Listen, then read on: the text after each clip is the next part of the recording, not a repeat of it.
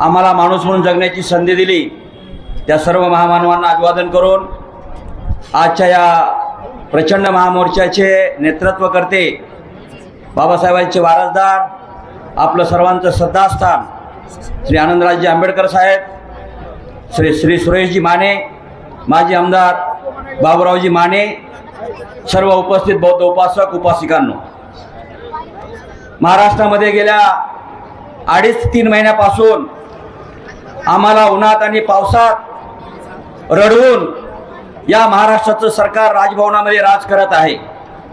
फडणवीस, तुम्हाला फार छान वाटत असेल, या तमाम महाराष्ट्रातल्या दलित बांधवांना आपण रस्त्यामध्ये रणरणत्या उन्हामध्ये धावून मुसळधार पडणाऱ्या पावसामध्ये आमच्यावर आंदोलन करण्याची वेळ आलेली आहे. आम्ही आंदोलन करू, आमचं उपवर्गीकरणही थांबू, परंतु तुम्हाला रडवल्याशिवाय आम्ही राहणार नाही, ते लक्षात असू द्या. आमच्या जन्माला, आमच्या 5वीला संघर्ष पुंजलाय.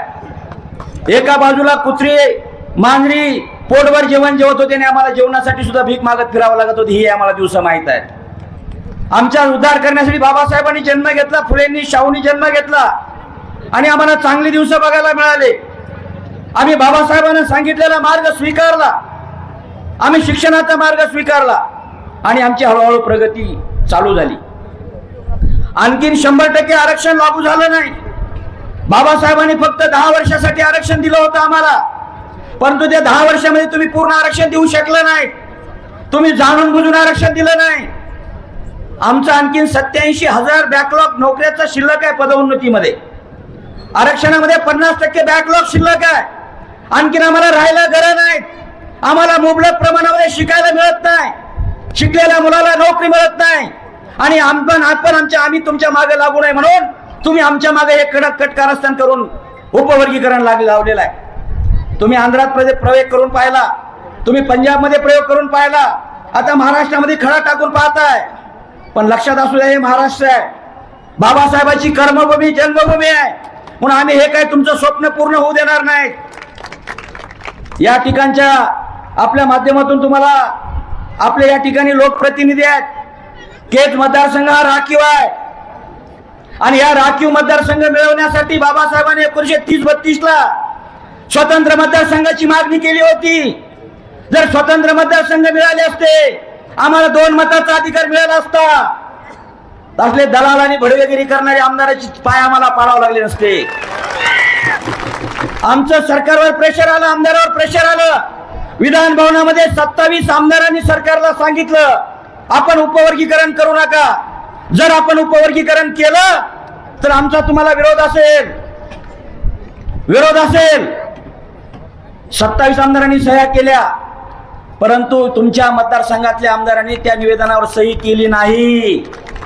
माझं या ठिकाणी नमिता मुंदळाताईला विनंती आहे, तुम्ही आमच्या लोकप्रतिनिधी आहेत, आपणही आपली भूमिका, या उपवर्गीकरणाची भूमिका आपण विधान भवनामध्ये मांडावी अशी या समाजाकडून आपल्याला विनंती आहे.